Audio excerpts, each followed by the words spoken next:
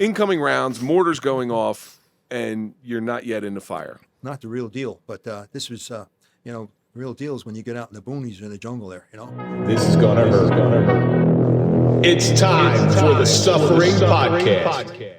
I view it that, hey, a government asks you to do a certain job, and that's what you're told to do. If I had a job and I wasn't told to go to Vietnam, that's what you got to do. I mean, you can volunteer, and if they send you, great. If not, then, they don't send you. I mean, it's got to be a weird feeling. I don't know if it's a sense of relief. You don't join the military to be a typist. Yeah, exactly. That's what I'm saying. You're going through this boot camp, gearing up to go to war, and all of a sudden, it's like I said, when I graduated the police academy, I was full of piss and vinegar. I was ready to go out on the street. Yeah. I got put in the courts. Yeah, see?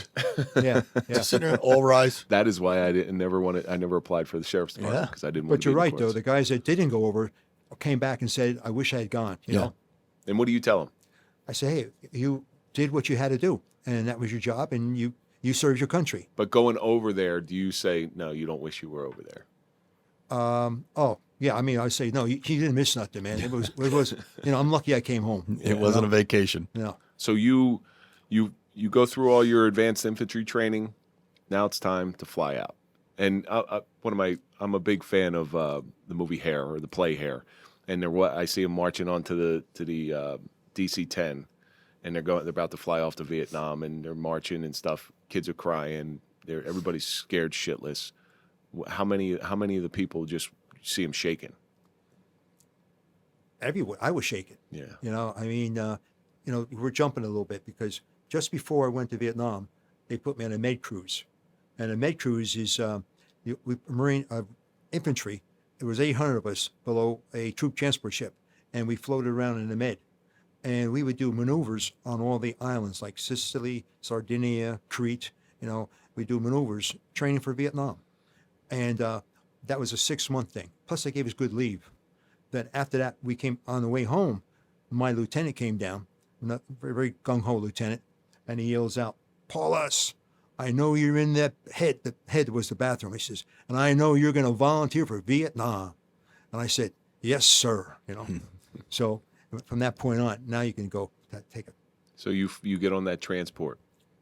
Well, explain what's going on in your gut. It was I flew First class, probably, right? Yeah, commercial put airline. them on a nice. It was a 737.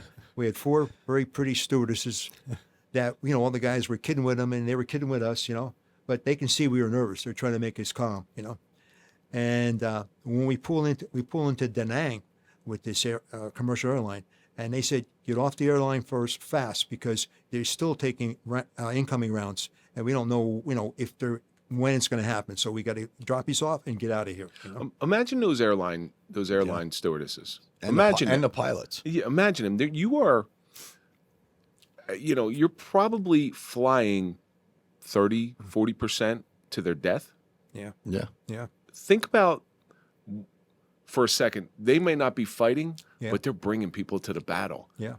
The stress. They're part of the war. The stress of those folks. Yeah. I can't imagine. Those poor women are looking you in the face saying, am I ever going to see you back? Am I going to see you on the flight back home? Well, it's funny you said that because, when I used to get on the C-46, the helicopters to take us out to our mountaintops and drop us off, and, a lot of noise and shaking, and you got 9 Marines on one side, 9 Marines on the other side, and I'm looking at the Marines and I say to myself, I wonder how many of my friends are not going to come back, from this operation. Right. Yeah. Did it cause you to get distance with some people who you were in country with? Or did it cause more of a bond? No, it was more of a bond. But I remember in Vietnam they rotated us. So in other words, when I was getting there, 3 guys be leaving, and more guys be coming in. So it wasn't like World War II where you were with those guys the whole time. We were shifting different people all the time. Right. And you got to know people. I mean, I had a bond with. Matter of fact, one of the guys I was with in Vietnam joined the VFW in Glen Gardner, and I'm good friends with him. Same home of the very famous Bob Gibson. Yeah, the one that home of Bob Gibson. That's right. If you go back to our episode with Bob Gibson in World War II, yeah. actually suffering a D-Day, You'll find out exactly how we met and how we came to know you. But you get in country, you step off the plane. Aside from the incoming rounds, what do you see? What's your feelings about what's going on? I see people walking around with bandages, blood, coming out of the bandages. Take us into the hangar, and they said, you're going to be just a couple minutes. People walking by on stretchers, wheeling around with stretchers. You get nervous. You see all that, You're coming right from the States. It's like, whew, what's going on? Now, when you got off of that plane, did you feel you were well prepared? Or did you feel like, holy shit, what am I getting myself into? Or both? What do I get myself into, But I said to myself, as a Marine, I said, I'm going to do it. Yeah. I'm going to do it. I'm going to do the best I can. Reality hits you hard sometimes. Yeah, that's what it was, reality, Yeah. And you could be as excited as you want to go. But once you step off that plane, that excitement just turns to sheer terror. Once you see these guys going on, and meantime, rockets and mortars are being dropped in on the airport, right? And you hear all this, and we're in a hangar here, boom, shaking, It's like, Wow, you went right into the fire. Well, not yet. So they assigned, That's no way. Time out. There's mortars going off and there's rockets. We're not in the fire yet. Incoming rounds, mortars going off, and you're not yet in the fire. not the real deal, but this was real deal is when you get out in the boonies in the jungle there, So you talk about Full Metal Jacket, and everybody thinks Vietnam was only fought in the jungle, especially being 50 years removed from it. There were cities in there too that you went in and cleared, correct? City? Or towns, let's say. No, see, my unit was stationed up in the hills mostly, along the DMZ, like Quezon, The demilitarized Conti, and zone. we were up high there, And that was like, they would drop us off on the hilltop, and we would, all around us, jungles, real thick stuff. As you see my picture there that I brought with those bananas, I had bananas there. We're going to have Drew put that up on the screen as you're talking about it. And you can see how thick the jungle is, So, what was it like trudging through that stuff? hard, very hard. I'm sure. Because we had a lot of rain, and the jungle grass get real slippery, and it gets sharp, and you just hit it and it gives you a cut, like Sawgrass, yeah. If you go against the grain, it'll cut you. If you go with the grain, it's nice and smooth. Yeah. And they're like the paper cuts too. They're like Paper the pain in the cuts, ass things. Paper I mean, they hurt like hell. yeah. And of course, you get dirty, it gets infected, So I mean, I'll give you an instance. When I first got there, we were carrying a 3.5 rocket, and the launcher, and we were one squad was required to carry one of the rounds, which was about I guess maybe 1.5 feet long, pretty big. So we'd have to get down the bottom of these hills, and you couldn't get down the bottom of the hills holding this because it was so much grass and jungle stuff, and it was slippery, and you would have to pass the round down to the guy down at the bottom, slide it down, and then you slid down yourself after that. Forrest Gump wasn't with you, was he? I'm sorry? Forrest Gump wasn't with you, was he? No. No, okay. I just want to make sure. Because if you found him, you just stick near him because he's lucky. Yeah. Now, when was your first taste? If that wasn't the fire getting off the plane, what was your taste of real battle, like real Vietnam battle? Oh, I got to Vietnam in like November 20th, but Of what year? of 67. Okay. 67. And 10 days after the Marine Corps birthday. yeah, yeah. And that really didn't happen until like December 6th. I think it was Operation Kentucky it was called. And it was dark, and raining, and had dug our foxholes at the top of the perimeter, and heavy NVA attacked us. And that's when I received my Chi-Com belt. So take that out of there. This is a first for the Suffering Podcast. We actually have a grenade in studio that used to belong to a North Vietnamese NVA officer. Show us what that is, John. Now, this is It's a belt buckle, so. cartridge belt, they call it, right? Belt buckle? My first question was, is it inert? Is it live? Is it live? No, it's not live. No. That's an amazing piece. Something. And that's a piece of history right there. Yeah, that is. That's a really amazing thing. It's got the Chinese writings on it, Is that where they got all their munitions from, Yeah. China? And there are a lot of them. Yeah. Mhm. And so what you're holding right there is from a deceased officer. Now that officer, I don't even want to know whether you did it or one of your friends did it, whatever you did. When you saw him there, when he died, was there any remorse at all? There was, but there was so much action going on. You know, you're kind of like happy it wasn't you and happy it wasn't your close friend. But some of my buddies did get KIAs, but you were just lucky it wasn't you. And so I didn't have any feelings for him. Now, in looking in retrospect, two soldiers fighting on opposite sides of the battle, how do you view him now, 50 some odd years later? Dead. Yeah. You know, I see this with Gettysburg. So you had the soldiers from each side of Gettysburg. They would meet on the battlefield, shake hands. Yeah. Do you think? Well, they were Americans. They were brothers. Big difference, you know? Yeah, that's exactly. what I'm trying to figure that out. I'm trying to work through that in my head. Yeah. Do you bear any or harbor any bad feelings towards those people who fought against? Or or is it there some modicum of respect? Well, I had a trip awarded to go back to Vietnam, all expenses paid, and I didn't go. I mean, I've done it, I've seen it, and I heard that they try to indoctrinate you, the Americans coming over, about they won this and they won that, you know, and they got the plaques up in their names and all that. So I didn't want to go see that stuff. Yeah. Right. You go over there and call bullshit on it. Yeah. Well, the war's been over for so long that I'm always wondering about that. Soldiers fighting on opposite sides. How do you view each other as time moves on? Is there some respect involved? Hey, you did your thing, I did your thing. We fought for what we believed in. You fought for what you believed in.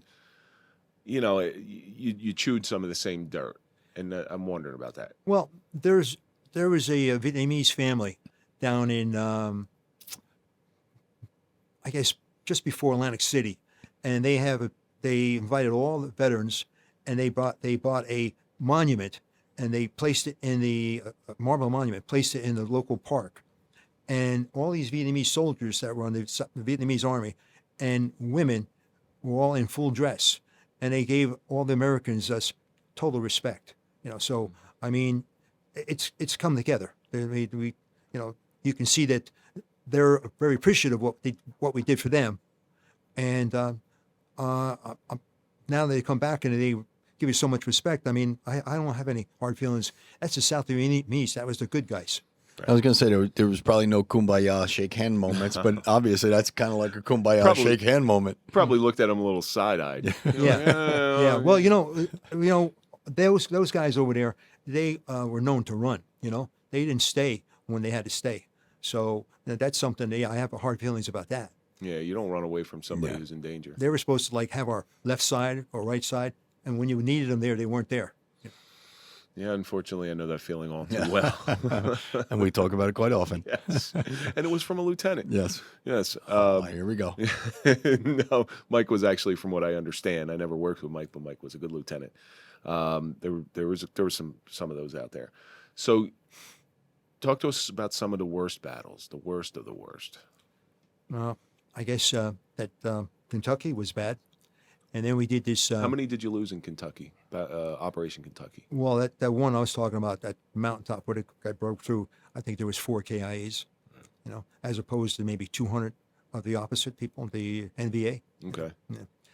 But they're probably the worst that was I was in this Pegasus battles.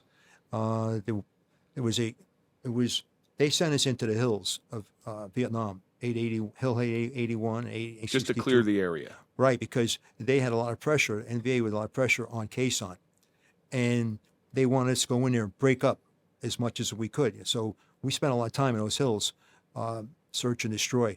And it was, you know, you take 2 or 3, 4 or 5, you know, you never knew how bad the firefight's going to be. You know. But What was it like the first time you fired your weapon in anger? Or in battle, let's say, not in so much anger. Well, you're very nervous before it happens, you know. And then once you let go a few rounds, you know, and you realize that, you know, you got to stop these guys. Now you got to do what you got to do. It's either you or him. Yeah, that's right. Yeah. Do you mind if I take a look at that grenade? I just want to put this on full display. Look at this. This is something. 1567Z. Yep. That's where it was taken from. Yep. That right there is a reminder of Actually, I want to move that a little closer away from me, just in case. Just because it's not inert. That right there is a reminder of, now this thing explodes, and it's probably filled with all sorts of garbage in here too. Yeah, metal. Yeah, probably like ball bearings and Yeah. stuff like that. This isn't going to take out a platoon, or a fire team, but it's going to really, it might blow your leg off. It's going to cause some damage. Yeah, It would hurt somebody in the foxhole. Absolutely. exactly. That's crazy. And so the Pegasus missions. I didn't mean to interrupt you. I had this. I've been eyeing this thing up. I had to see it. Yeah, that's they called it the Operation Pegasus, and we went from hill to hill. It's just to keep the NVA from approaching Quezon, and we did what we could. But what really stopped them approaching Quezon is, the B-29 bombers and the jets with the napalm hit those hills like crazy. So that killed a lot of them over there, and that softened it up where they backed off after that. There is a question though that is just boring a hole in my soul. What exactly does napalm smell like in the morning? Sulfur. Sulfur. According to Robert Duvall, he loves it. That's all I know. Yeah. He puts it on his eggs in the morning. But it does have a very distinct smell to Oh, yeah. it, right? Yeah. Yeah, and when that's dropped, I imagine it lights up everything. The heat is you feel the heat miles away. A mile away. That's very hot. And they don't even know how many people that killed. Yeah, no kidding. No. It's like Agent Orange. Well, Agent Orange, that was the to get rid of the bugs, correct? No, that was to kill the foliage so that we could see where the NVA's holes were at. Oh. So we can operate better. Now, did your group of guys, what was it called? Was it a fire team? Was it Well, you have a fire team, and you have a squad, and a platoon. Does everybody have their own, say, quote unquote, tunnel rat to go in there? No, it was just like if we ran into a tunnel, the officer would ask for a volunteer. Really? Yeah. So it was a volunteer tunnel rat. One of the most dangerous men I ever met in my life was a Vietnam tunnel rat. His name was Bobby Casper. He was the most unassuming man I've ever seen in my life. 5'6", 5'7". He was a master. Stop short shaming. He was a master at Filipino knife fighting, whatever that particular martial art is called. But this guy, and the reason I know him is he used to work with me when I was boxing. He used to work with me on my footwork and stuff. But one of the most dangerous men ever, because he could work an angle on you. And I'm 6'3", 6'4". He's 5'6", 5'7". And if I threw a punch at him, he'd be behind me with his knee in my calf and have me screaming. Yeah. But if you ever talk to the man, he smiles, soft-spoken, never raised his voice. And I know from people who have gotten him to talk, some of the stuff he did was frightening, was absolutely frightening. Yeah. Those guys, they were a special breed of man. Anybody that volunteered to go into a tunnel. I never volunteered for that job. I don't blame you. I don't blame you. Some people are voluntold. Yeah. Like you were voluntold to go to Vietnam. Yeah.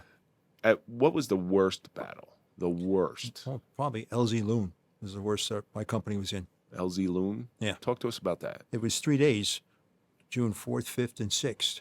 And we went in there just to give support. They were putting artillery on the hills because the NVA was bombing us from Laos, hitting our positions from Laos. And so we were supposed to get some artillery in there to knock some of that stuff out. And on the fifth day is when we noticed that there was a lot of NVA all around us. So they attacked us, and the captain, his name's Captain Negron, he couldn't get the coordinates on them. Nobody can get coordinates exactly where they're at. So You just see flashes coming? yeah, That's pretty much it. so they broke into their lines that day also on the 5th, fifth, and he passed the word, everybody get down on your holes, your foxholes, and he called over artillery that would burst right above our holes, and that's really what saved the day because it killed the NVA, backed them off. The first friend who you were close with that you lost, what did that feel like?